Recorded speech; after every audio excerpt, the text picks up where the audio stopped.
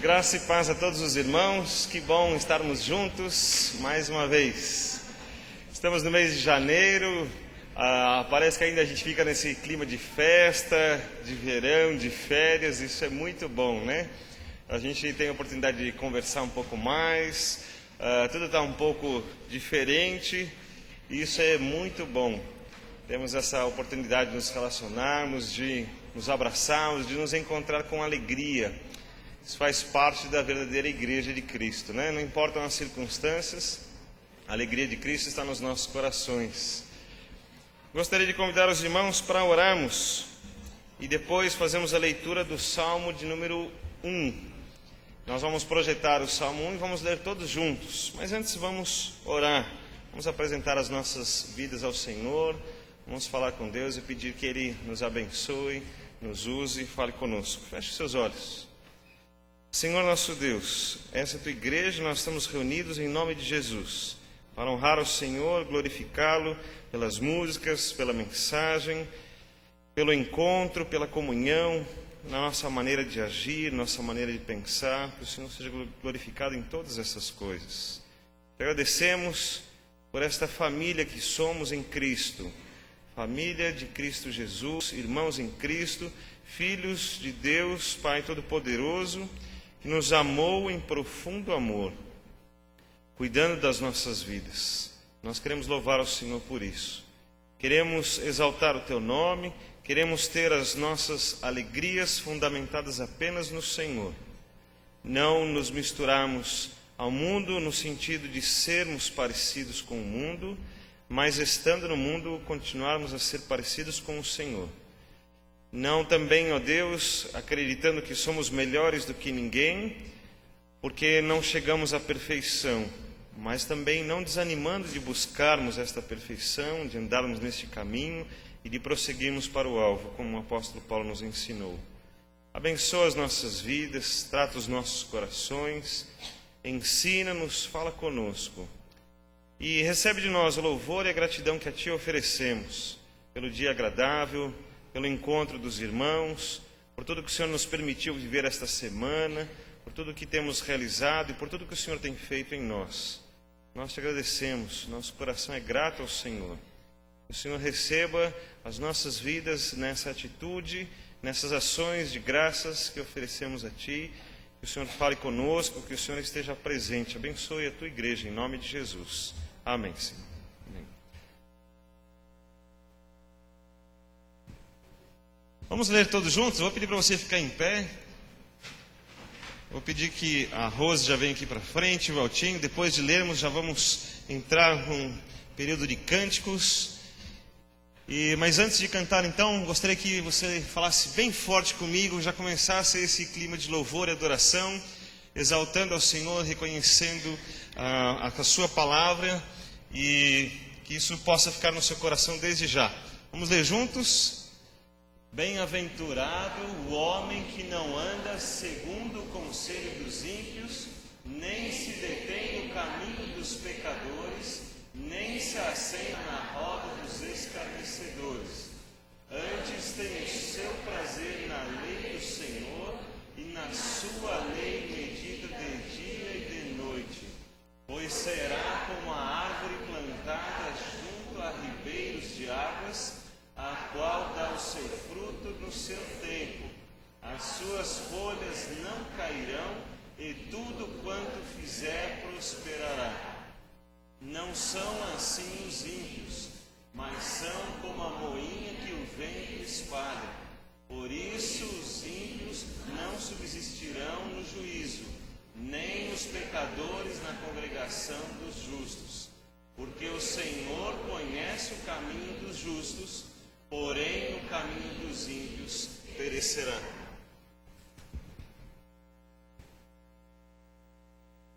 Continuando em pé, nós vamos para um momento de louvor, um louvor diferente, em que nós vamos cantar 3 hinos do HCC e vamos dar oportunidade para os irmãos escolherem, um de cada vez. 1, 2 e 3, só. 205, 2? Tá, então 275. O próximo, 212. 212, né? E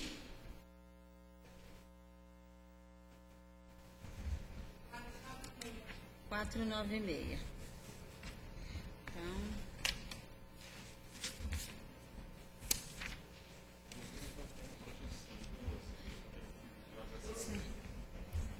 nós temos alguns inários aí nos bancos. Alguns hinos nós não vamos ter na projeção, porque é assim muito rápido, né? Escolhido. Então nós vamos começar com o 275. Perdoa-me.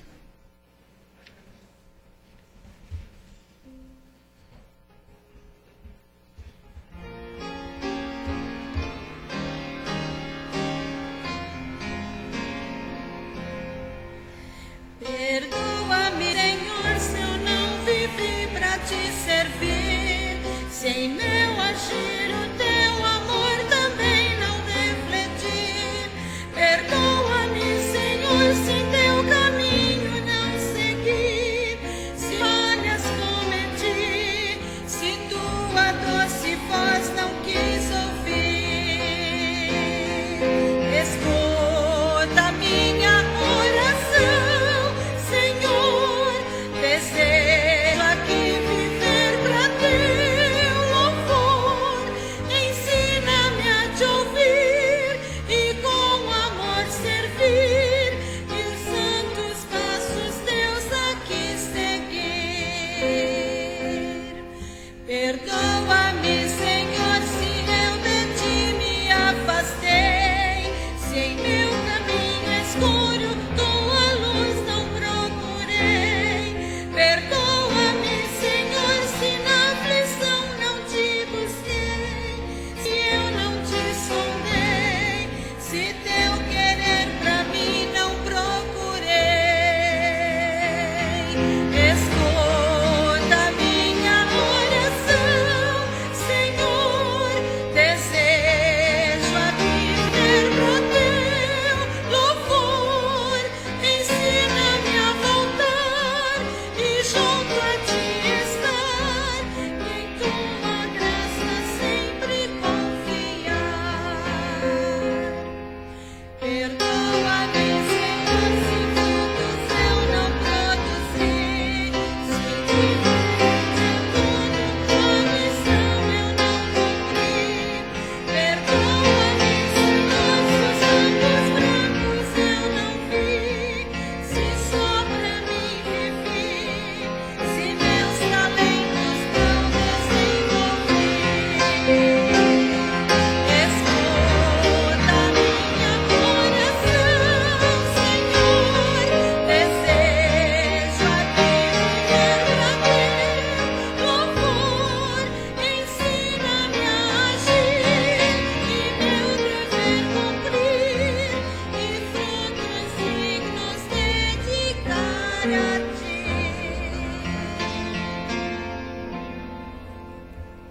o próximo é Barnabé.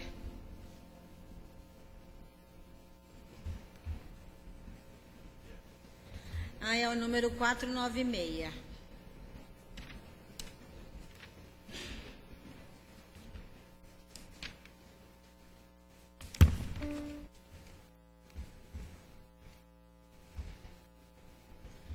Quatro, nove, meia é o Barnabé. Ah.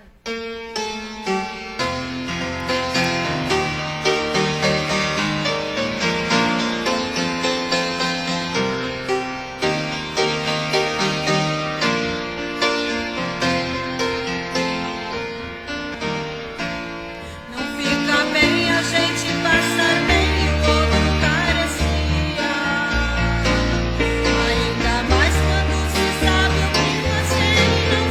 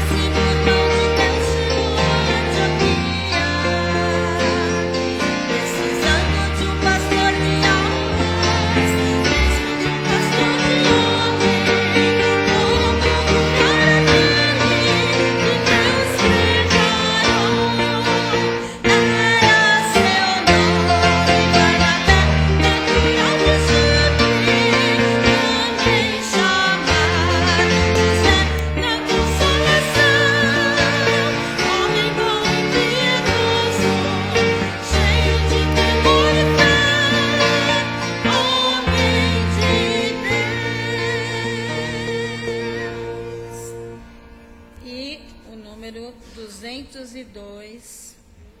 12? Porque eu queria cantar o 2, né? Então, mas tudo bem, é o 12.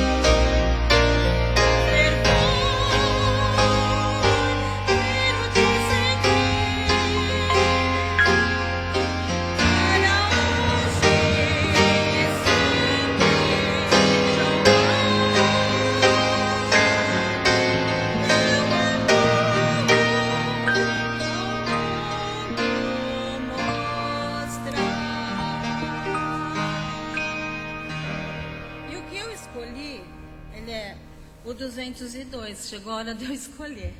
Vamos cantar o 202. Ninguém perguntou para mim, né? Então eu vou escolher o meu hino aqui.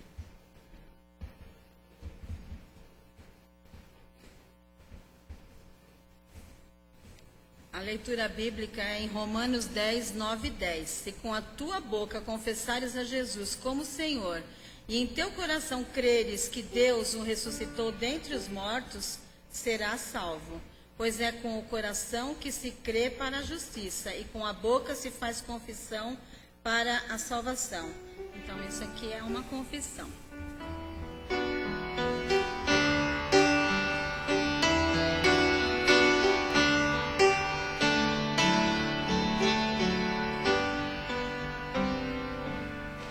Se os problemas parecem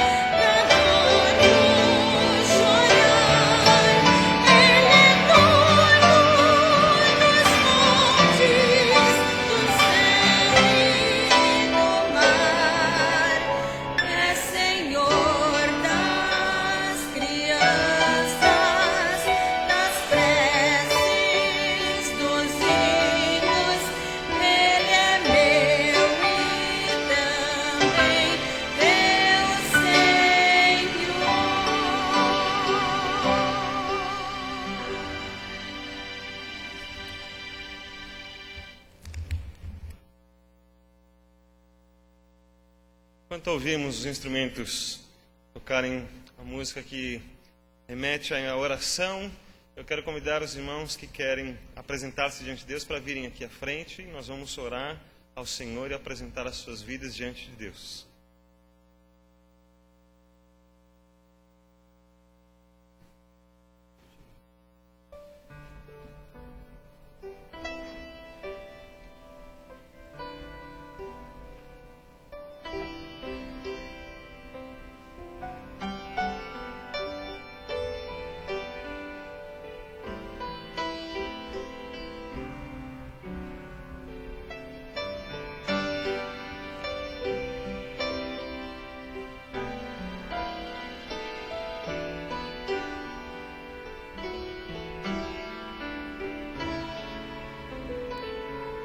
Senhor nosso Deus, quando os irmãos vêm aqui à frente, porque confiam em Ti, Senhor.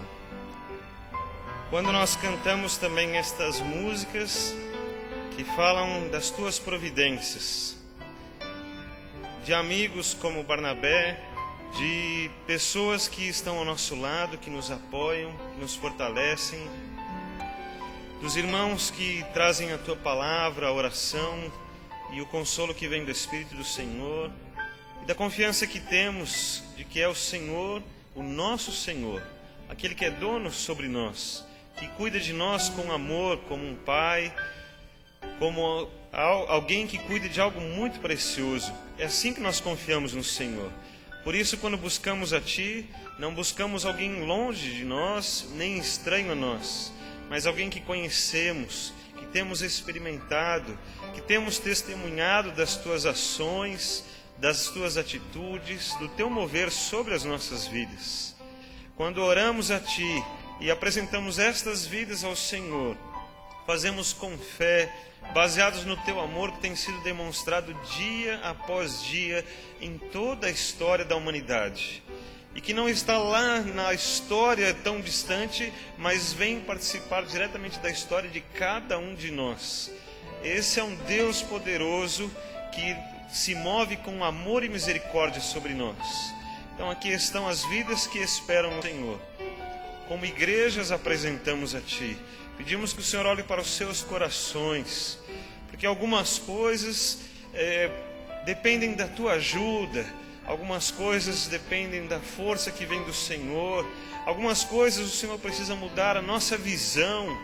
Algumas coisas nós precisamos enxergar um melhor caminho. Outras coisas, ó Deus, precisam de uma intervenção direta de Ti. Uma intervenção às vezes sobrenatural. Precisa vir alguma coisa com o Teu poder, que ninguém pode fazer a não ser uma divindade. E não há nenhuma outra a não ser o Senhor. Então reconhecemos o Deus que o Senhor é, reconhecemos o Teu poder, o Teu amor e a Tua graça sobre nós. Assim nos apresentamos a Ti, em nome de Jesus. Amém, irmãos. A igreja pode assentar-se. Quero convidar o irmão Célio para deixar uma palavrinha para os irmãos sobre o Departamento de Visão Social.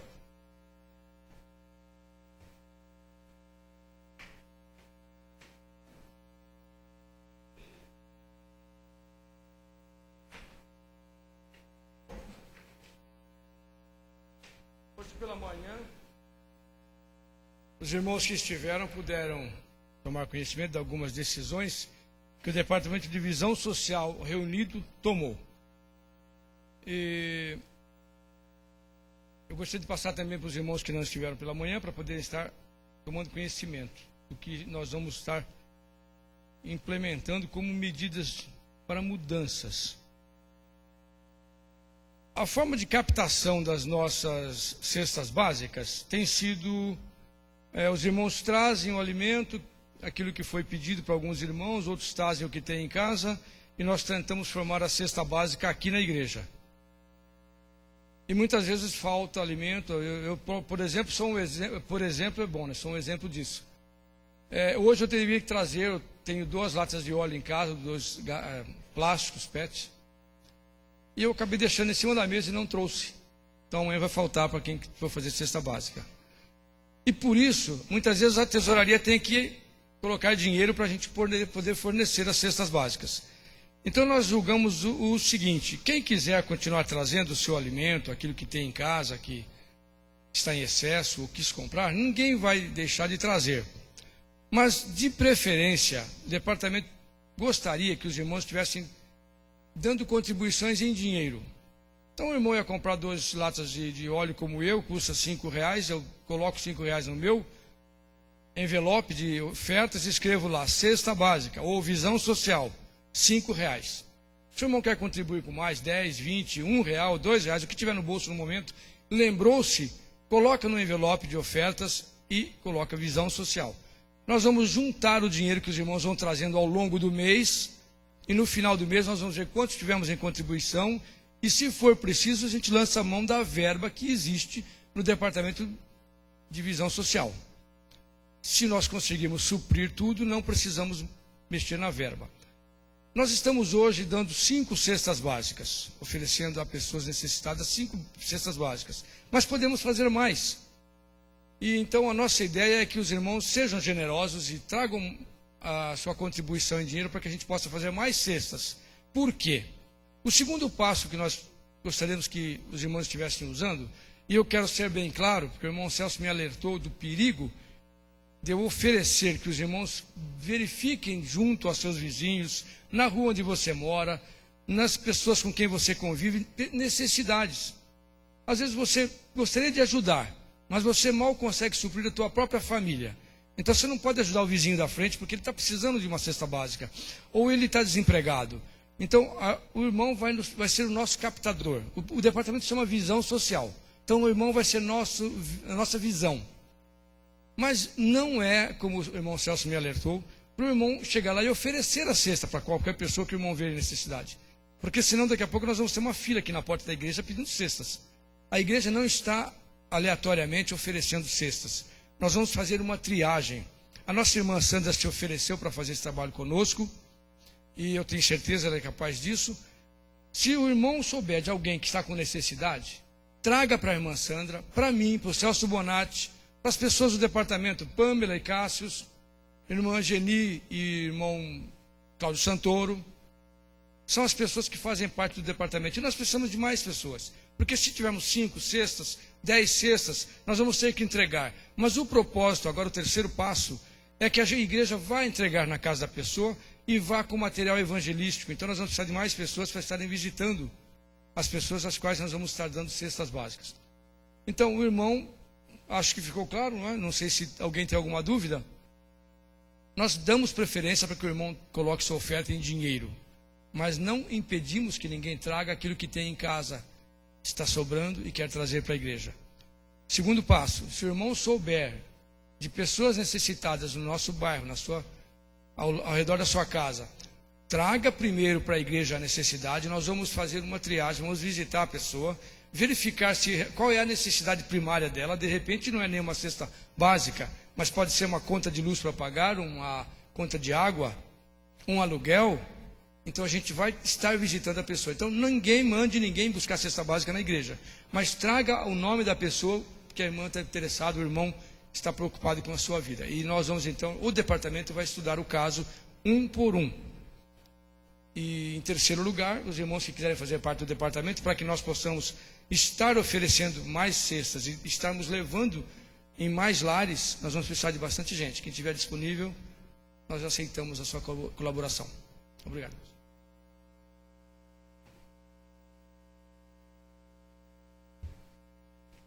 Quando você está contente? Você está contente quando você está satisfeito, quando as coisas estão boas na sua vida, no seu coração, e quando nós entendemos que Jesus é a razão da nossa vida, então nós podemos dizer, agora estou contente. É isso que nós vamos dizer cantando no HCC 319, enquanto os irmãos têm a oportunidade de trazer então a sua oferta para o Departamento de Visão Social, os seus dízimos e outras ofertas que o irmão quiser direcionar.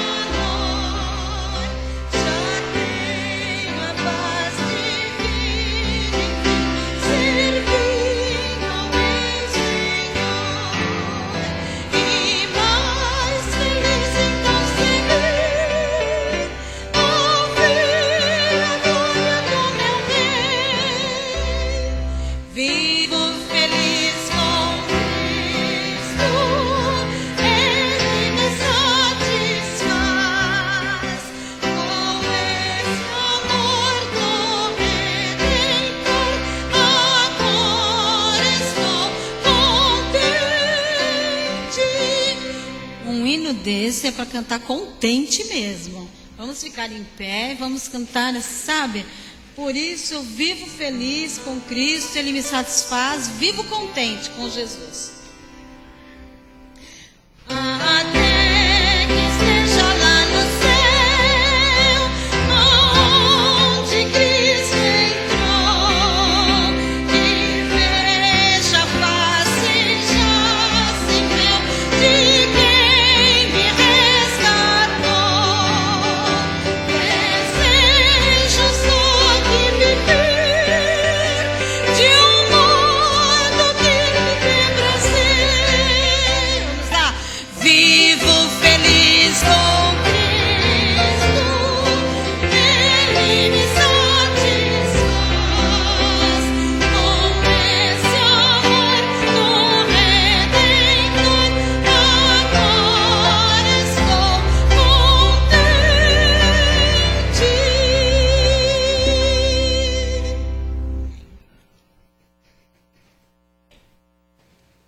Os irmãos podem assentar-se. Nós vamos ouvir o Leandro com a sua mensagem musical. Logo depois da sua mensagem, eu vou pedir que nós permaneçamos um tempo ainda em silêncio e em uma oração silenciosa na sua mente.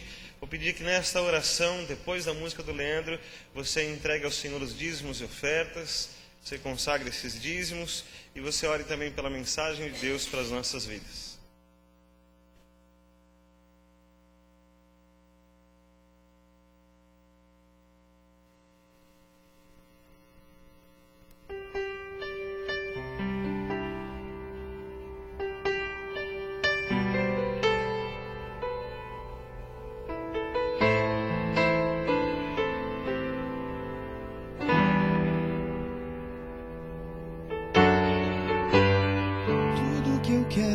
Está em ti, toda minha vida eu te entrego, pois não há outro além de ti. Tudo que eu possa conquistar não se compara à tua presença, nem ao prazer de te adorar.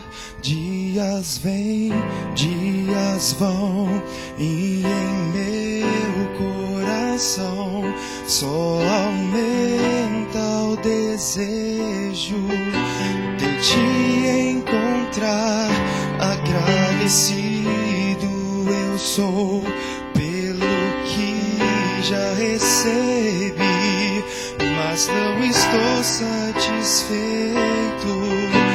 Eu quero mais te conhecer e prosseguir em te conhecer. Este é o alvo da minha vida, Senhor. Te conhecer e prosseguir em te conhecer. Este é o alvo da minha vida, Senhor. Tudo que eu quero está em ti, toda a minha vida eu te entrego, pois não há outra além de ti. Tudo que eu possa conquistar não se compara à tua presença, nem ao prazer de te adorar. Dias vêm, dias vão, e em meu coração só aumenta o desejo de te encontrar. Agradecido eu sou pelo que eu já recebi, mas não estou satisfeito. Eu quero mais te conhecer e prosseguir em te conhecer. Este é o alvo da minha vida, Senhor. Te conhecer prosseguir em te conhecer. Este é o alvo da minha vida, Senhor. Eu quero te ver como nunca te vi, tocar-te, sentir tuas mãos me tocar. Podes fazer em mim o que tens de fazer. Quero ser segundo teu coração, te conhecer e prosseguir em te conhecer. Este é o alvo da minha vida, Senhor, te conhecer e prosseguir em te conhecer. É tudo que eu quero pra minha vida, Senhor. Este é o alvo de minha vida, Senhor. Tudo que eu quero pra minha vida, Senhor.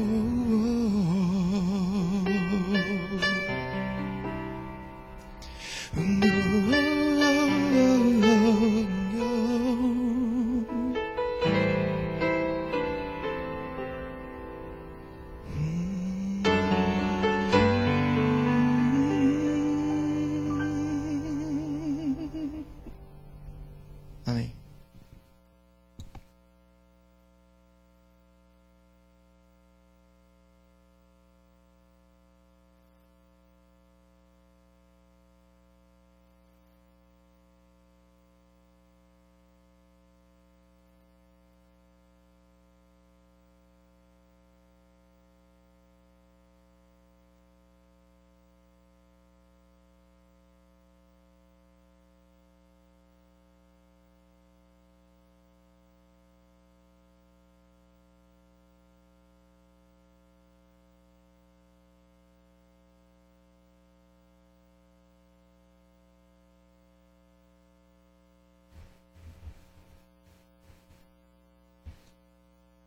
Eis o nosso propósito, Senhor, para as nossas vidas: te conhecer, seguir em te conhecer, para não desvalorizarmos o teu sacrifício, o teu grande amor pelas nossas vidas. Abençoa-nos em nome de Jesus. Amém. Tenho uma pergunta para fazer. Essa pergunta ela é feita de várias maneiras, mas eu quero fazer desta maneira, pedir que você nunca se esqueça da resposta para ela. O que acontecerá comigo? Neste mês de janeiro, nós estamos estudando sobre a graça. E não todos os aspectos, e seria ótimo que pudéssemos fazer um grande estudo baseado no livro de Romanos e em outros livros. Mas eu quero dar apenas algumas pinceladas e pegar algumas partes, aproveitando o estudo da Escola Bíblica Dominical, que este é baseado no livro de Romanos. Tudo isso tem a intenção de motivar o irmão a conhecer mais sobre Deus e a prosseguir em conhecer sobre Deus. Para você não dizer assim, está bom. Tem algumas coisas que são tão básicas para nós que nós paramos de pesquisar sobre aquilo. Algumas coisas que são tão simples para nós não aproveitamos mais. Nós tivemos aqui um tempo de silêncio. Eu não sei quantos de vocês têm a oportunidade de estar num lugar e ficar alguns minutos em silêncio e não ouvir nada. Não sei se isso acontece com você. Eu preciso me programar para isso e eu gosto de ter momentos assim, mas se o silêncio vem no momento em que não me programei, eu fico meio incomodado. Aquilo me incomoda um pouco, dá uma sensação de que alguma coisa está errada. Mas às vezes é tão bom o silêncio. E eu me lembro de uma vez em que meu pai arrumou um sítio para irmos, e fomos eu, meu pai e meu irmão. E passamos 4 dias nesse sítio, numa casinha de sapê, as paredes de barro, o chão batido, um fogão a lenha, e não tinha água encanada, a água era uma bica que ficava do lado de fora. Dos sanitários, os irmãos já fazem ideia, né, que tinha aquele monte de árvores, aquela floresta grande. Então era tudo assim muito improvisado e uma coisa totalmente fora de qualquer padrão que a gente esteja acostumado, né? Tá certo que já faz algum tempo, os padrões já mudaram bastante, mas ainda assim já não era assim que vivíamos. Então, aqueles 4 dias foram muito especiais, diferentes de tudo. E as coisas básicas, então, tomaram um outro sentido, porque a gente precisava colocar a água para ferver muito antes, que a gente não sabia dominar o fogo. Não era só virar o botão, né, mais quente ou menos quente, tinha que colocar mais lenha, tinha que buscar a lenha, não podia deixar o fogo apagar, porque dava um trabalhão para acender. E a gente ia dormir quando o sol também estava se pondo, porque não tinha luz elétrica, então a gente acendia a vela. E a primeira noite foi muito interessante, que a vela se apagou, eu estava esperando a vela se apagar para eu poder dormir. E foi justamente esse o maior problema. Depois que a vela se apagou e não tinha o silêncio, tinha o barulho daquele monte de bichos do mato e aquele monte de coisas que eu não sabia nem o que era, mas que estavam ali todas perto, né, da gente. Eu não sabia mais o que tinha embaixo daquele colchão de palha que eu estava dormindo improvisado, de palha mesmo, né? E eu não sabia o que tinha naquele telhado de sapê, aquele monte de coisas estranhas, não sei o que estava misturado ali em cima, se alguma coisa ia passar por mim ou ia descer sobre mim. E eu fiquei pensando em todas essas possibilidades e aquilo me deixou bastante conturbado. E aquela coisa tão natural de deitarmos para dormir tomou outro rumo. No dia seguinte, o sol estava quase nascendo e a gente não aguentava mais dormir 12 horas de sono, de escuridão total. E a gente acordou cansado de tanto dormir. E vamos levantar e o sol está se pondo ainda, e era de madrugada, nós estamos acordando. E vamos colocar água para ferver, para fazer um café, e não saiu direito. Foi muito engraçado. E aí andamos pelo sítio, explorando a região, pegando lenha, pensando o que iríamos fazer para o almoço. E como temos muita prática em miojo e essas coisas assim, então foram essas coisas. Mas, então essas coisas básicas, foi o que nós vivemos aqueles 4 dias. Muito interessante de refletirmos sobre os valores da vida, a nossa correria, o que realmente é importante. E estarmos juntos, eu, meu pai e meu irmão, trouxe um outro sentido também à vida familiar, aos valores de fraternidade, de família. Isso foi uma oportunidade muito boa que Deus nos deu, de passarmos por estas coisas. Numa dessas caminhadas, Deus nos protegeu. Meu irmão, a gente estava andando pela rua e de repente, correndo e brincando, meu irmão pisou uma cobra, mas a cobra não conseguiu mordê-lo e a gente ficou meio assustado, mas ficou por isso mesmo. Então foi um tempo de reavaliar os valores, a vida, e pensarmos nessas coisas mais básicas. A gente não fica filosofando sobre como vai ser a vida, a tecnologia na nossa vida daqui a alguns anos, mas a gente fica pensando como aquele miojo está tão gostoso, né? Como é bom ter alguma coisa tão simples para a gente comer. Como é bom parar naquele ribeirão de 1,5 metro de largura por 40 centímetros de profundidade e ficar admirando aquela água gelada, cristalina, que não para nunca. De onde vem essa água? Como Deus faz as coisas perfeitas.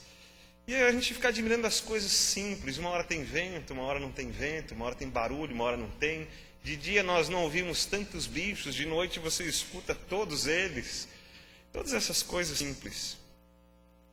E o que eu acho que é tão básico na vida cristã é exatamente a graça de Deus sobre a nossa vida. E essa graça é uma coisa tão importante para nós de sobrevivência quanto o nosso respirar. Encher o pulmão e soltar. Tão básico para nós, fazemos isso tantas vezes por dia e não podemos ficar sem fazer isso. Mas ninguém fica pensando, né? Respira, inspira. Respira, inspira, expira. Isso acontece naturalmente. E a graça de Deus está à nossa disposição e é uma coisa parece tão natural que a gente pode esquecer-se dessas coisas. Eu gostaria de relembrar e deixar alguns toques especiais e quero dividir textos com vocês. E eu queria que esses textos ficassem na sua mente, no seu coração, talvez anotados num papelzinho, para você não se esquecer disso. Talvez esses textos para alguns sejam só lembrança. Olha o que Deus fez por mim, olha como Ele é. Talvez para outros seja a oportunidade da transformação que Deus quer fazer. Dessa vida que Deus tem para nós. E talvez ainda para outros, ou para tanto uns quanto os outros, seja a oportunidade de ter alguma coisa para dizer quando alguém perguntar, mas o que vai acontecer comigo? E você pode dizer, eu tenho uma lista de versículos que eu quero compartilhar com você, e eu quero dividir algumas coisas que Deus disse que são muito importantes. Antes de continuarmos com a apresentação, eu vou pedir que você abra a sua Bíblia no livro de Romanos. Nós vamos ler mais para frente, projetar isso, mas eu quero ler com os irmãos antes, no capítulo 3, nós vamos ler do verso 20 até o 26. Quero que você veja na sua Bíblia que nós temos essa identificação visual também, né? Às vezes eu lembro de um versículo, não lembro onde está, mas eu lembro, está no cantinho direito de uma página que tem uma estrutura assim, que fala sobre isso, e a gente vai procurando e lembra, né? Então quero que você olhe na sua Bíblia. Se você é como eu tenho uma Bíblia para riscar bastante, para anotar todas as coisas, e tem aquela Bíblia maravilhosa de estudo, tem aquela que eu ganhei da igreja, aquela ali fica sempre bonitinha, né? A gente nem abre muito para não estragar, né? Mas tem aquela que a gente risca bastante. Vou pedir que você comece a trazer essa que você risca bastante aqui na igreja. Vou pedir que você risque bastante aqui na igreja, né? Romanos capítulo 3, a partir do verso 20, diz assim: portanto, ninguém será declarado justo diante dele, baseando-se na obediência à lei, pois é mediante a lei que nos tornamos plenamente conscientes do pecado. Mas agora se manifestou uma justiça que provém de Deus, independente da lei, da qual testemunham a lei e os profetas, justiça de Deus mediante a fé em Jesus Cristo, para todos os que creem. Não há distinção, pois todos pecaram e estão destituídos da glória de Deus, sendo justificados gratuitamente por sua graça, por meio da redenção que há em Cristo Jesus. Deus o ofereceu como sacrifício para a propiciação mediante a fé, pelo seu sangue, demonstrando a sua justiça. Em sua tolerância, havia deixado impunes os pecados anteriormente cometidos, mas no presente demonstrou a sua justiça, a fim de ser justo e justificador daquele que tem fé em Jesus. Antes de prosseguir, eu quero fazer uma pergunta.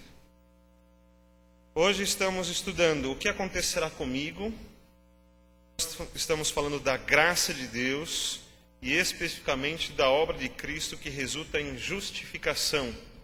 Domingo que vem falaremos da graça, da obra de Cristo que resulta em fé. E a pergunta que eu quero fazer para você, antes de continuarmos o assunto, é: quem poderá ouvir o assunto de domingo que vem? Aí você diz, eu ouvirei, porque eu estarei aqui, já programei para isso. Mas eu quero fazer uma pergunta. Você pode trazer alguém para ouvir esta palavra domingo que vem? A obra de Cristo que resulta em fé. Quero falar sobre isso domingo que vem. E eu quero já pedir que você vá pensando em tudo isso que nós vamos estudar hoje, para que essas coisas fiquem na sua mente.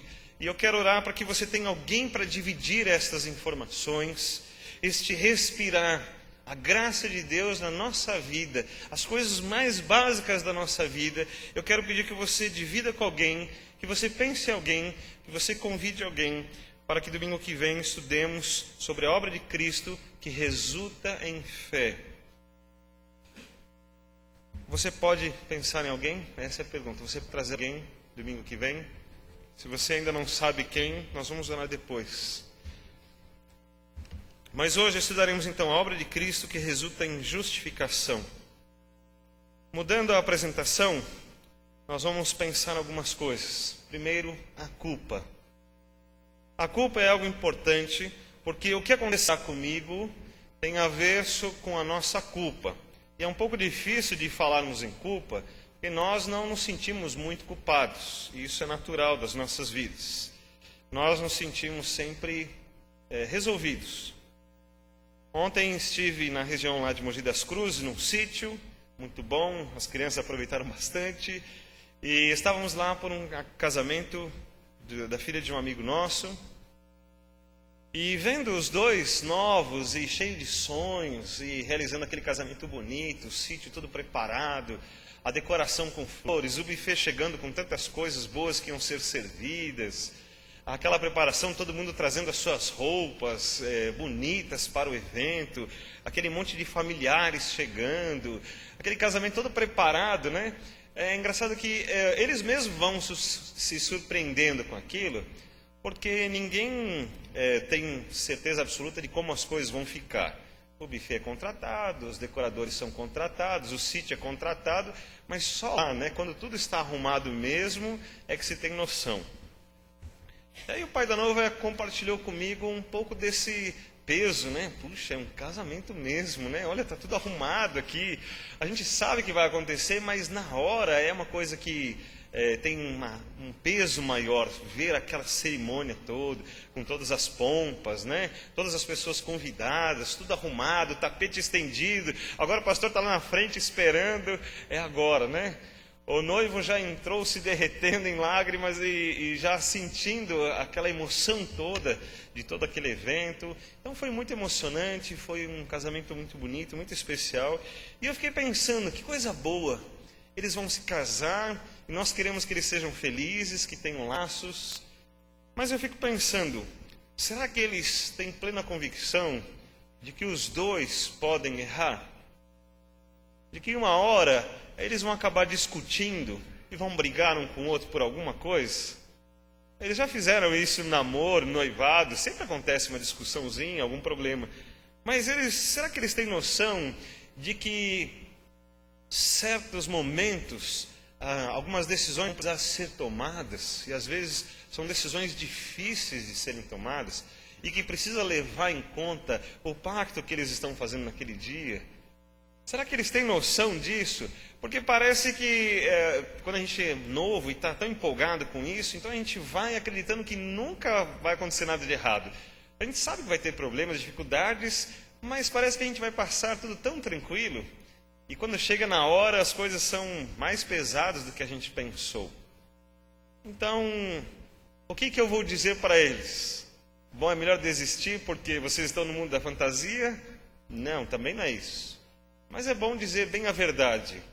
O que vocês estão para fazer é algo muito bom, mas que vai ter dificuldades. E vocês vão errar. E precisam então estarem preparados para acertar e consertar os erros.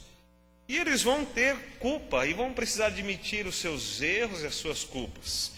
Quem se casa hoje para dizer nunca vou errar em nada, nunca vou ofender o meu cônjuge, nunca vou decepcionar o meu cônjuge? E quando o nosso cônjuge nos decepciona, pode ser por uma coisa simples, né? Pode ser por uma coisa simples. Logo que eu casei, a gente estava todo feliz com todos os presentes que a gente ganhou, aquela coisa tão boa. E a Ana Cláudia foi preparar alguma coisa com o liquidificador, e ela deixou o liquidificador cair, e eu fiquei tão chateado. Eu falei, poxa, amor, você deixou cair, que você não tomou cuidado, não prestou atenção. E eu estava ali meio chateado com a situação, e descontei tudo nela. Falei com ela o que eu achava. Ela falou assim para mim, amor, eu também estou chateado com isso. Já sofri pelo liquidificador que eu quebrei e agora tenho que sofrer com você ainda falando isso, né? Ainda me acusando, brigando, me cobrando. Então, para mim ficou pesado 2 vezes, ela disse. E eu realmente entendi. Eu falei, puxa, eu precisava ter pensado um pouco mais, precisava perceber. Ela sofreu com aquilo, não, né? Podemos conversar sobre isso. E é uma coisa tão simples, quebrou o copo do liquidificador. Mas já tivemos um problema e ela já se decepcionou comigo. Vou fazer uma pergunta séria, irmãos. Eu preciso pedir perdão para ela por isso? Só porque eu achei ruim com ela, que ela quebrou o copo do liquidificador? Talvez você diga assim, cada um vai se expressar, vai falar. Mas a ofensa pode ser de uma coisa simples. E é essa parte da culpa que nós não entendemos. Muitas vezes nós somos culpados de algumas coisas e nós achamos que é natural, mas todo mundo faz assim. Mas eu só me expressei. Mas é assim mesmo. E nós então justificamos baseado em um monte de critérios que nós estabelecemos. Mas nós não perguntamos para a pessoa ofendida: você ainda está ofendido? Porque nós procuramos resolver do nosso jeito. Então está tudo bem, da minha parte eu já resolvi. Mas a pessoa ofendida também está resolvida? Essa é a parte mais difícil que nós temos.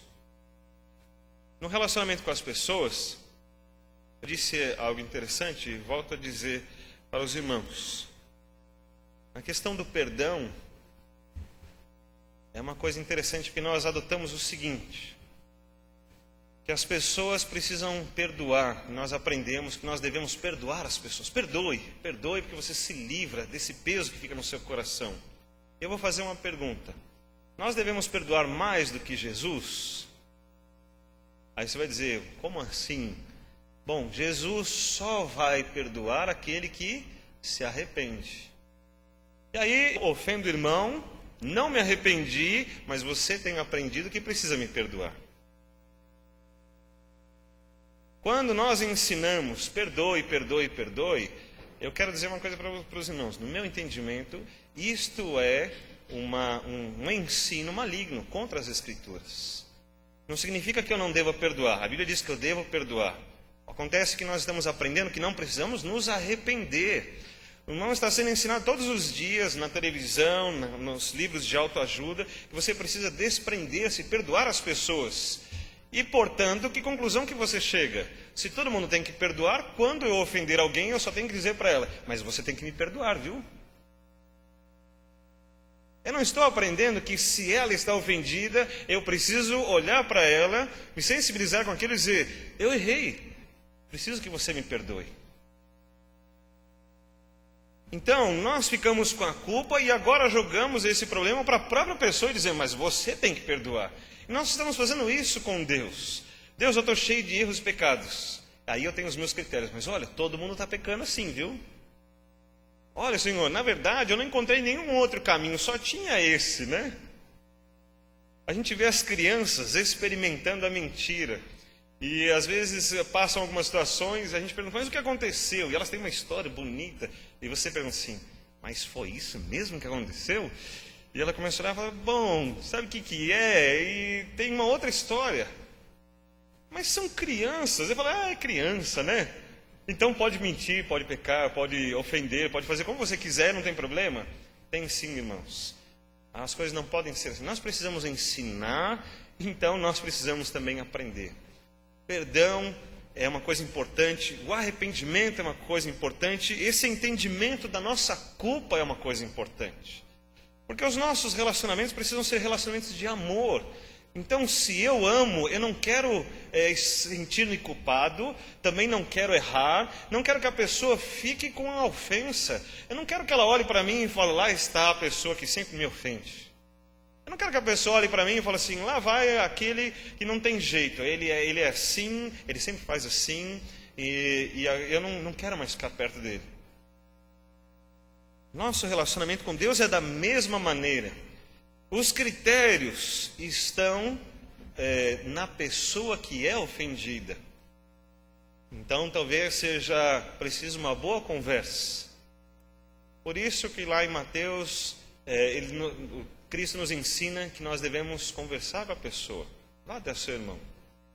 Na ceia nós aprendemos: se você tem alguma coisa com o seu irmão, está devendo alguma coisa para o seu irmão, ele está ofendido com a sua dívida, com o seu problema.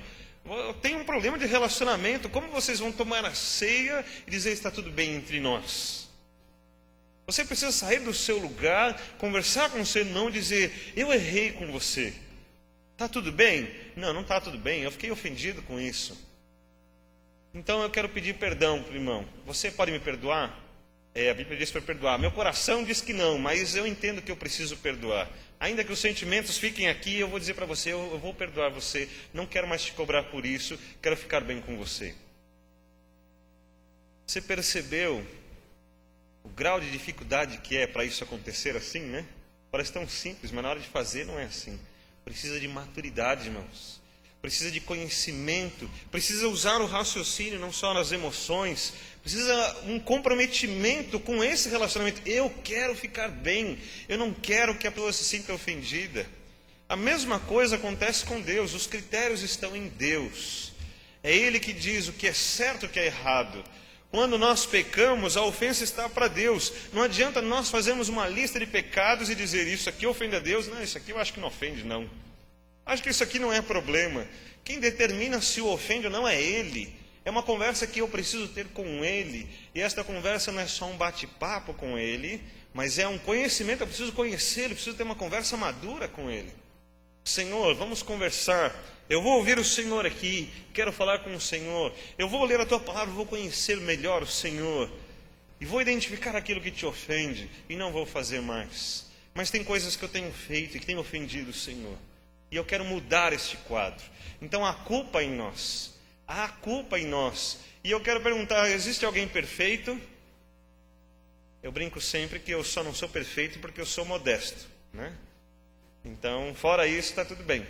Isso eu aprendi com meu pai nas brincadeiras dele. Mas, fora essa brincadeira, é impossível considerarmos perfeitos. Nós decepcionamos a nós mesmos. Por isso que Cristo mudou e disse assim: um novo mandamento vos dou, e vos ameis, é que você ame ao seu próximo como eu tenho amado você. Já não é mais ame o seu próximo como a ti mesmo, porque tem dia então que eu vou acordar de manhã que eu queria me jogar pela janela, mas eu resisti. Então quando vem o meu próximo, eu falo, bom, não consegui me jogar, mas vou jogar ele então, né? Essa às vezes é a vontade que eu tenho. Mas Jesus disse o seguinte: você vai precisar amar o seu próximo como eu amei, a ponto de entregar a minha vida por ele, ou por você. As coisas mudam um pouco. Então esse relacionamento é diferente, é importante, é uma visão fora do padrão que o mundo está colocando sobre nós.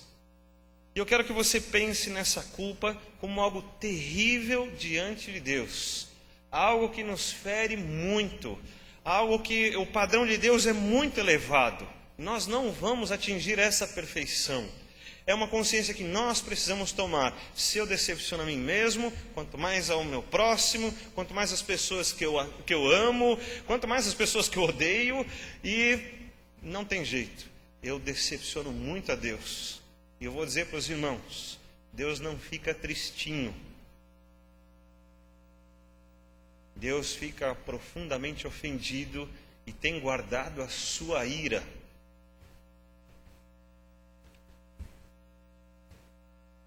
Nós vemos então sobre a culpa em Romanos 3:23, que nós já lemos, vemos em Salmo 53, que diz a mesma coisa, mas há muitos outros textos que falam dessa culpa.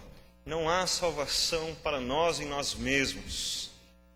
Algumas filosofias dizem para olhar dentro de nós e encontrarmos a divindade, encontrarmos a paz. E eu vou dizer para os irmãos, a Bíblia diz que quando olhamos para nós mesmos, encontramos o erro, o pecado, porque isso está em nós, infelizmente. Vamos falar sobre o julgamento. Aí na tela, há um texto de Apocalipse, capítulo 20, de 11 a 15, talvez não dê para você ler tudo, eu quero ler rapidamente, mas eu quero que você pense sobre isso. Apocalipse 20, de 11 a 15, tem o julgamento dos mortos, o final de todas as coisas. Todas as pessoas estão lá diante de Deus e os mortos são apresentados diante do juiz que é Cristo. E está escrito assim: depois vi um grande trono branco e aquele que nele estava assentado. A terra e o céu fugiram da sua presença e não se encontrou lugar para eles. Vi também os mortos, grandes e pequenos, em pé diante do trono, e livros foram abertos. Outro livro foi aberto, o livro da vida. Os mortos foram julgados de acordo com o que tinham feito, segundo o que estava registrado nos livros. O mar entregou os mortos que nele havia, a morte e o Hades entregaram os mortos que neles havia, e cada um foi julgado de acordo com o que tinha feito. Então a morte e o Hades foram lançados no lago de fogo. O lago de fogo é a segunda morte. Aqueles cujos nomes não foram encontrados no livro da vida foram lançados no lago de fogo. Você está vendo aqui um Deus tristinho com seu pecado? Tadinho, pecou, Deus ficou triste com você. E essa tristeza de Deus vai lançar no lago de fogo, porque os registros vão ser apresentados e o registro do que temos feito nos condena. Por isso, tinha um outro livro, o livro da vida. Isso é muito importante.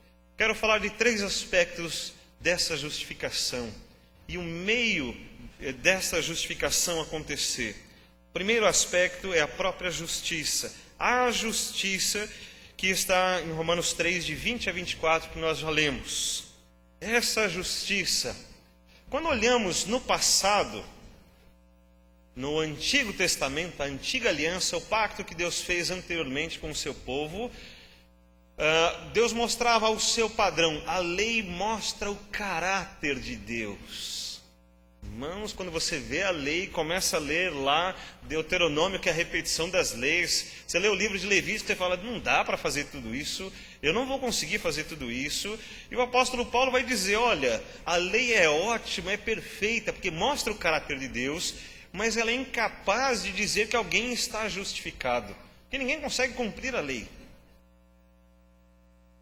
Ninguém consegue cumprir a lei, então não dá para dizer, bom, você cumpriu toda a lei, está justificado. Só podemos falar isso de uma única pessoa, que é Cristo, exatamente. Jesus Cristo é o único que é perfeito, porque ele cumpriu toda a lei. Qualquer um de nós, se tentarmos agir pela lei, seremos condenados. Eu posso dizer para alguém que eu nunca matei ninguém. Olha, eu posso ser justificado que eu nunca matei ninguém. Mas sobre falso testemunho eu já não posso dizer. Não posso dizer eu nunca menti na minha vida.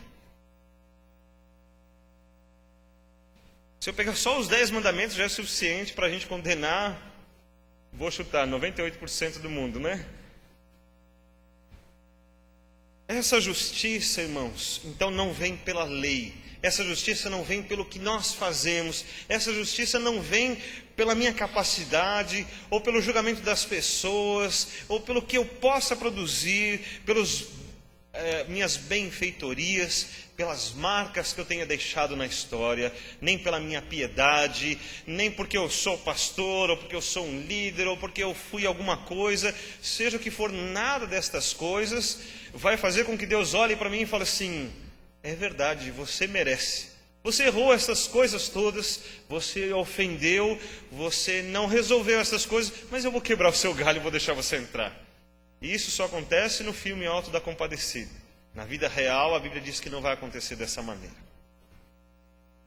Na vida real, Jesus diz que tem uma justiça. Na vida real, haverá um trono branco e haverá livros com registro do que foi feito, e esses livros serão lidos, e aquelas coisas que nós entendemos que não tem problema nenhum, ou aquelas coisas que fizemos em oculto, aquelas coisas que denunciavam o nosso caráter, nós procuramos às vezes esconder, né, os nossos defeitos, elas serão reveladas. Mas, no Novo Testamento, ou na nova aliança que Deus fez, há uma nova justiça. E essa justiça não entra na nossa cabeça, porque nós achamos que justiça é de um jeito. É o seguinte, nosso padrão de justiça é assim, se eu for beneficiado, então é justo. Se os outros forem beneficiados e eu não, é injusto. Esse é o nosso critério básico. Pode fazer uma comparação para qualquer coisa. Sempre que nós somos beneficiados, eu acho isso justo. Se nós não somos beneficiados, eu vou achar que isso foi meio injusto. A justiça, então, irmãos, não vai depender dos nossos feitos, nem dos outros, mas vai depender da fé. É isso que Deus está ensinando através do apóstolo Paulo e do sacrifício de Cristo, como falamos hoje de manhã. A justiça se dará por meio da fé. É uma coisa incompreensível, não é uma coisa que o homem produziu, não é uma coisa que agora nós estamos chegando lá, porque temos esta igreja, porque completamos 70 anos, mas ela virá por meio da fé. E você pergunta para as pessoas, você crê em Deus? Ela diz sim, mas não é essa fé em Deus. A justiça não é por meio da fé, eu acredito que Deus existe. É por meio da fé no sacrifício que foi feito, de que esse sacrifício pagou o preço do meu pecado. É a fé na cruz de Cristo, na mensagem da cruz. Ele cumpriu a lei, ele era justo e ele pagou o preço do meu pecado. Então, se eu crer, eu posso ser salvo. Essa é a justiça de Deus, por meio da fé. Isso é muito complicado de explicarmos quando pensamos em Deus fazendo isso. Porque Deus precisou abrir mão de muitas coisas. Deus precisou demonstrar amor e misericórdia profundos para aceitar pessoas como eu e você, que apenas passam a crer em Cristo e são justificadas. Então, a justiça acontece por meio da fé. Guarde isso no seu coração. Escreva isso aí. A justiça, ela acontece por meio da fé. Então, se você quer resolver o seu problema da culpa, não é o que você faz, mas é em que você crê. Um outro aspecto dessa justificação é a própria justificação, que ela se dá por meio de Cristo. A justificação, então, não aconteceu por nós, não aconteceu porque alguém falou alguma coisa, por alguma atitude, não aconteceu por alguma coisa que alguém, ou alguma igreja, ou alguma filosofia possa ter feito. Não é porque nós sentimos um calor no corpo, não vem destas coisas, mas a justificação vem por meio de Cristo. Isso eu quero fazer questão de ler, então, Romanos 3, o versículo 25 e 26, novamente, que diz: Deus o ofereceu como sacrifício para a propiciação, mediante a fé, pelo seu sangue, demonstrando a sua justiça. Em tolerância havia deixado impunes os pecados anteriormente cometidos, mas no presente demonstrou a sua justiça, a fim de ser justo e justificador daquele que tem fé em Jesus. Se você tem fé em Jesus, você está tendo fé que o sacrifício dele valeu para você. Então, não adianta você ter fé em nenhuma outra pessoa, em nada que alguém possa oferecer para você como solução para a sua vida, apenas Cristo. Por que falamos assim? Por que não podemos pensar como o apóstolo Paulo, uma pessoa como Cristo? Porque nós cristãos defendemos uma coisa e ela não é inclusiva. É interessante que o cristianismo é exclusivista. Ele não está dizendo, venha todo mundo, vamos fazer parte. O cristianismo autêntico, ele é exclusivista. Você vai para o céu se você crer em Cristo, não adianta você fazer mais nada. Você só tem justificação dos seus pecados, só é liberado da sua culpa se você crer em Cristo, não tem outra coisa. Algumas seitas, algumas religiões, elas vão concatenando, né? Não tem problema, você é um pouquinho lá, um pouquinho aqui, você acredita um pouquinho lá, um pouquinho aqui. Por isso que nós ouvimos, todas as religiões levam a Deus. Isso é inclusivista. Qualquer pessoa, você crê em qualquer coisa, está valendo, né? A Bíblia diz que não é assim. Diz que o único caminho é Cristo, não tem outro. Isso é exclusivista. Todos os outros que não creem em Cristo não têm essa oportunidade. Não me considero melhor por isso. Ninguém deve se considerar melhor por isso. Mas é o que as Escrituras ensinam. Se você não crer em Cristo, não tem um caminho para você. Não tem uma solução para o seu pecado, para a sua culpa. O registro dos seus pecados continua lá. E Jesus vai olhar para você como um juiz, não como um salvador. E o seu nome não está escrito no livro da vida. Apenas quando você olhar para Cristo Jesus. Então, o segundo aspecto dessa justificação é que a justificação se dá por meio de Cristo. Justificação por meio de Cristo. O terceiro aspecto é o justificador. É interessante que quando eu falo de Cristo, então, e já falamos que as pessoas creem em Jesus, que ele foi uma ótima pessoa. Alguns creem que ele foi um excelente profeta, que ele fez coisas maravilhosas. A gente já encontrou no Alcorão citações a respeito de Jesus. Eu trouxe aqui numa das quintas-feiras que nós estudamos. Então vale a pena você estar conosco na quinta-feira. Nossos estudos são muito bons. E quando encontramos Jesus, às vezes entendemos Jesus como uma coisa simples, uma pessoa ótima que deve ser cantada no Natal, o bebezinho na manjedoura, ou aquele que ficou lá pregado e toda vez que nós entramos em algum lugar, lá está ele pregado naquela cruz. Mas não é tão simples assim. E o justificador, ele proporcionou para nós o sacrifício. Romanos 5, 25 e 26, que nós já lemos, fala exatamente desse sacrifício. Você vê que está tudo ligado, mas precisamos pensar nesses detalhes. Quando diz, Deus o ofereceu como sacrifício para a propiciação, significa que tem duas coisas importantes. A ira de Deus é uma coisa terrível. Se você vê o poder de Deus sendo manifestado para o seu amor e para a sua misericórdia, então você vê milagres que são feitos que a gente não consegue explicar. Você vê Deus registrando a história e fazendo as coisas acontecerem como Ele determinou. Você pode ver a força de Deus, às vezes, numa comparação apenas representativa pelas forças da natureza. Eu já disse para os irmãos que eu fico muito impressionado com os tsunamis. O tsunami é uma coisa incrível, que com o seu poder, a força, ele destrói tudo. Quando você vê as imagens dos tsunamis, os carros são levados como se fossem rolhas, né, de cortiça na água, assim. Você vê as casas sendo destruídas, os prédios sendo destruídos.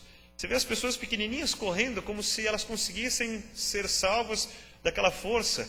E quando a gente vê as imagens mais de longe, parece que a água está andando tão devagarzinho, né? Ela está andando ali, vai entrando, parece que se eu nadasse ali eu sobreviveria. Mas quando você vê aquele monte de entulho passando e aquela força da água chegando, destruindo tudo, aquilo impressiona um pouco mais, né? Quando você vê a extensão de um tsunami, o tamanho do estrago que é feito, os quilômetros de extensão que a água entra, invade, estraga tudo, e depois de ter entrado, estragado e afogado um monte de gente, ela começa a voltar, e aí continua trazendo todas aquelas coisas, continua quebrando tudo que não foi quebrado ainda, e deixando aquele entulho em toda a volta. Aquilo é terrível, irmãos. E você fala assim, olha a força disso. Alguns gostam de olhar como a força da natureza, ou da mãe natureza. Eu gosto de olhar como a expressão do poder de Deus, e que nos lembra da sua ira. Então, se Deus tem poder para abençoar, Ele tem o mesmo poder, mas a Bíblia diz que Ele tem guardado para o dia da ira. Então, Ele não tem demonstrado a sua ira hoje. Estas coisas são manifestações da própria maneira como Deus criou as coisas. Ele criou as leis como a lei da gravidade. Ele criou a natureza para funcionar desse jeito, no seu ciclo natural. E tendo criado desta maneira, estabeleceu leis e as coisas têm que funcionar dessa maneira. E quando nós interferimos nessa lei, então sofremos o prejuízo dessas coisas. Seja essa interferência física na natureza, seja essa interferência relacional com Deus, no nosso pecado, ou espiritual, nós mudamos as coisas como Deus fez e sofremos a consequência disso. Quando vemos esse poder de Deus, eu fico pensando então, quando vier o dia da ira de Deus. O dia da ira de Deus. Como Deus olha para cada um de nós? Basta você lembrar como você olha para a pessoa que você odeia. Olha para a pessoa, um traidor, uma pessoa que te traiu, que te fez mal, traiu a sua amizade, traiu a sua confiança. Como você olha para ela? Dá um nó no estômago, dá um mal-estar, né? É ruim lembrarmos das situações. É ruim lembrarmos por que ela fez isso. É ruim, nós não gostamos disso. E olhamos a imagem da pessoa e falamos, melhor que eu não veja. Às vezes está tudo resolvido, voltamos a ser amigos, resolvemos, mas alguma coisa ficou lá marcado. E nós não gostamos dessa imagem que ficou lá marcada. E é assim que Deus olha para nós, como pecadores. Deus não olha para nós apenas como pessoas que Ele ama. Ele demonstra o seu amor por nós, mas nós somos pecadores. Quando Deus olha para nós, Ele precisa exercer muita misericórdia para nós. E nós o temos ofendido constantemente. Então, há uma ira de Deus que precisa ser apaziguada. E isso acontece quando Jesus é oferecido como cordeiro. Assim como no Antigo Testamento o cordeiro representava isso, nós estamos oferecendo esse sacrifício. Olha, Senhor, o Senhor disse e criou uma lei de que a alma que pecar, essa alma morrerá. Mas o Senhor também criou a lei que a alma que se entregar para Cristo, a alma que crer no sacrifício de Cristo, então ela terá salvação. Mas naquela época, no Antigo Testamento, Deus criou a lei de que deveria haver a morte, com o pecado sempre haveria a morte. Então, criou-se o sacrifício para apaziguar a ira de Deus. Alguém precisa morrer, pecado, então precisa haver sangue. Mas não é assim que nós queremos também? pessoa que traiu você, você fica pensando, se ela fosse atropelada ali na esquina, né? Se na hora que ela estivesse fazendo alguma coisa lá, né, cortando com a faca, escorregasse, caísse, aquela faca entrasse lá na barriga dela, ia ser bom, né? A gente acha engraçado, mas eu quero perguntar para os irmãos, você nunca pensou em alguma coisa assim? Eu não sei se todos vão dizer que não. Eu sei que tem alguns que vão dizer que sim. E em parte vai depender da dor que você sentiu. Se não deu muito para você, você fala assim, se ele só escorregasse e caísse, está bom. Mas se doeu muito, às vezes nós ficamos pensando, como aquela pessoa poderia sofrer também. E isso, não quero dizer que é isso que está no coração de Deus, mas eu quero dizer que nós somos assim. Então para nós é comum pensarmos assim. E quando pensamos que Deus se ira, nós achamos estranho. Deus se irá sim, Deus se ira também. E nosso pecado é grave diante de Deus. E esse sacrifício de Cristo, esse papel justificador, é por meio do sacrifício. O papel justificador de Cristo é por meio do seu sacrifício. Ele apazigua a ira de Deus e põe uma justificação para nós.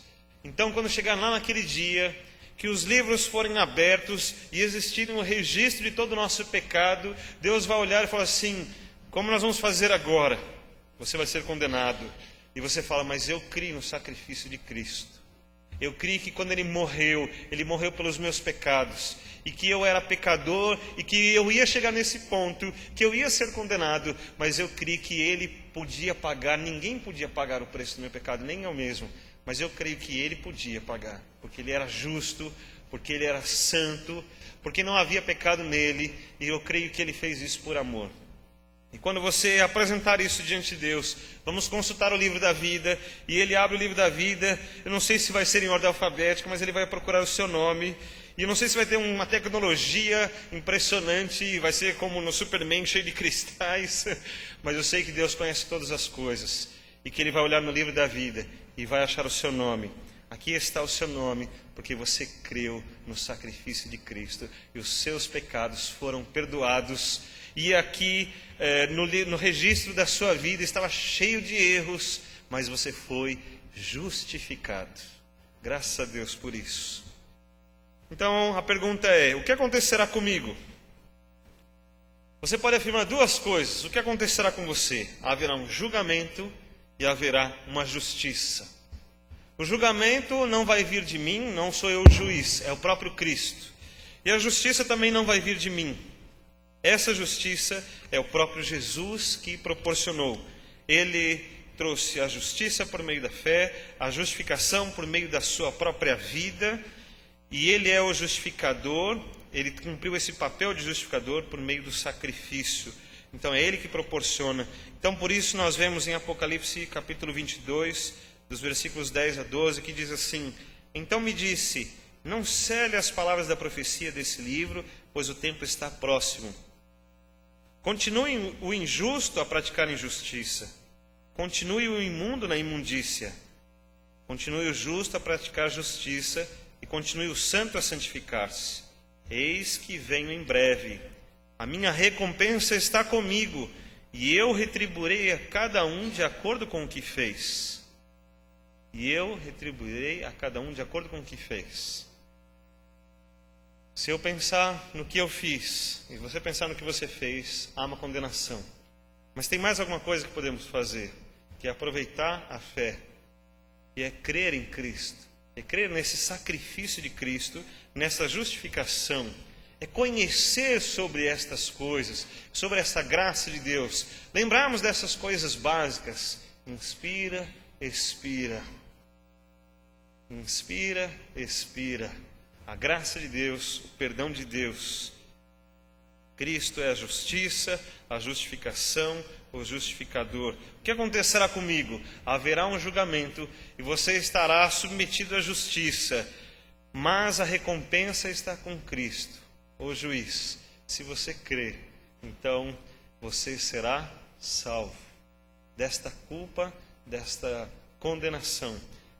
É isto que a palavra de Deus nos ensina. E é assim que eu quero que você se fortaleça nesta palavra de Deus. É isso que eu quero que você viva. É isso que precisa ser o seu respirar. é nisso que eu quero que você continue prosseguindo, nesse conhecimento de Deus. E talvez seja nisto que você precisa basear também agora a sua atitude. Talvez você precise dizer, mas eu não tomei um passo nesse sentido ainda.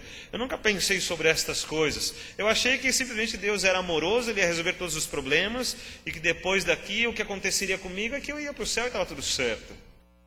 Mas não vai ser assim. Então talvez seja hoje o dia em que você precisa tomar essa atitude de crer em Cristo, se entregar diante do Senhor, pedir a remissão dos seus pecados, implorar por essa justificação, que Deus considere a sua vida e que rapidamente Ele possa carimbar justificado no registro dos seus atos, e que rapidamente Ele possa abrir o livro da vida e escrever o seu nome. Se isso é assim com você hoje, eu vou pedir que você ore comigo neste momento. Eu vou pedir que toda a igreja ore comigo agora. Vou pedir que você creia nisto, nesse sacrifício que Cristo oferece a você. Eu vou pedir que a igreja toda considere isso. Talvez no silêncio, que nunca é absoluto, você possa ouvir o seu respirar, o ar entrar e sair. E você possa, como igreja, lembrar-se desta graça que foi concedida a você. Lembrar-se desse sacrifício, da justificação que só Cristo pode proporcionar. E você que ainda não tomou essa decisão com Cristo, talvez seja hoje que você percebeu e você entendeu, e agora você não quer mais continuar apenas com o registro dos seus pecados, mas você quer ter certeza de que o seu nome foi registrado no livro da vida. Então eu vou pedir que você tome essa decisão importante, que você fale aí no seu coração com Deus, porque Ele pode te ouvir. Na sua mente eu quero que você diga: Senhor, escreve meu nome no livro da vida. Senhor, perdoa os meus pecados, porque eu sou culpado, porque eu sou pecador e eu não mereço o céu, e o Senhor não vai me levar para o céu se Cristo não perdoar os meus pecados. Diga isso no seu coração para o Senhor. Seja verdadeiro, não se engane a si mesmo, mas seja verdadeiro com você mesmo e diante de Deus. Nós vamos orar juntos. Eu quero apresentar a sua vida ao Senhor. Senhor nosso Deus, muito obrigado por este momento. Quero apresentar, em primeiro lugar, as vidas, ó Deus, que ainda não têm essa convicção deste momento tão importante com o Senhor, de receberem a justificação em Cristo. Eu quero pedir que seja hoje este momento, que hoje seja o tempo de uma entrega verdadeira, de uma rendição ao Senhor, de mãos levantadas se entregando a Ti em rendição, de corações prostrados diante do Senhor, de almas lavadas pelo sangue de Cristo, que pode perdoar os nossos pecados. Que hoje seja o dia em que a justificação de Cristo seja a verdade em nossas vidas, em todos nós nessa noite. Que a Tua igreja possa certificar-se dessa justificação, lembrar-se dessas coisas básicas, tão importantes e vitais para a nossa vida. A nossa vida eterna dependeu dessa justificação de Cristo. Que haja certeza nos nossos corações. Senhor, se alguma vida hoje pediu ao Senhor que o Senhor perdoasse os pecados, que Cristo justificasse dos seus erros, quero pedir que o seu nome seja escrito no livro da vida. Que o Senhor considere essas vidas tão importantes. O Senhor foi misericordioso para com elas, e o Teu amor alcançou cada uma delas, inclusive a mim e aos meus irmãos. Todos nós não éramos merecedores, mas o Senhor nos amou. Graças a Ti. Recebe as vidas que se põem diante do Senhor neste momento. Peço ao Senhor por cada uma delas e oro por elas em nome de Jesus. Amém. Eu gostaria de saber se alguém fez esta oração. Se você tiver coragem, vou pedir que você levante a sua mão e que você demonstre. Graças a Deus por isso, graças a Deus por isso, graças a Deus, Deus seja louvado por isso. Alguém mais? Vou pedir que você levante a sua mão para a gente ter essa convicção de que você fez a sua entrega por Cristo agora. Deus seja louvado por isso. Vou pedir que todos nós fiquemos em pé. Nós vamos orar juntos neste momento. Senhor nosso Deus, abençoa o Teu povo, abençoa as vidas, ó Deus, que se apresentam diante do Senhor. Apresento a vida da Tua igreja, cada um de nós. Que o Senhor alcance estas vidas e o Senhor seja glorificado por cada um de nós. como o início do Senhor os abençoou para andarem justificados por Cristo, sabendo que, mesmo sem serem merecedores, alcançaram esta nova vida. Como diz no livro de Coríntios, 2 Coríntios 5,17, agora tudo se faz novo. Que andem nesta novidade de vida, neste amor do Senhor. Que nesta semana possam dividir esta bênção que é a Tua palavra para outras vidas. E domingo que vem tenha mais pessoas aqui, ó Deus, para ouvirem a Tua palavra e se comprometerem com o Senhor também. Usa as nossas vidas, prepara as pessoas que precisam nos ouvir, para que elas ouçam o convite que o Senhor faz através de nós, para estarem na Tua presença, para ouvirem a Tua palavra. Que o Senhor abençoe estas vidas que vão estar domingo que vem, desde já. Que o Senhor abençoe as nossas vidas, para sermos canal de bênção e da Tua palavra para a vida delas. Que o Senhor nos abençoe para andarmos nessa justificação, cheios da esperança e da alegria de que naquele dia todas as coisas vão se passar, o mundo vai se passar, os nossos problemas vão se passar, mas graças ao Senhor a nossa culpa vai embora também e nós vamos ser recebidos pelo Senhor na Tua glória. Senhor Deus, enche-nos dessa esperança. Abençoa o Teu povo em nome de Jesus. Amém. Eu vou pedir que os nossos visitantes fiquem sentados, a igreja permaneça em pé um pouquinho, os visitantes podem sentar. E agora eu vou pedir que a nossa igreja, toda a nossa igreja, cumprimente os nossos visitantes, dê um abraço, dê as nossas felicitações de bem-vindo. Que Deus os abençoe. E nós vamos cantar, ainda nos cumprimentando, nós vamos cantar a última estrofe do hino 269. Vamos cantar juntos para finalizar este culto, cantando a nossa graça, a gratidão que temos em nosso coração, porque essa graça nos alcançou. A última estrofe.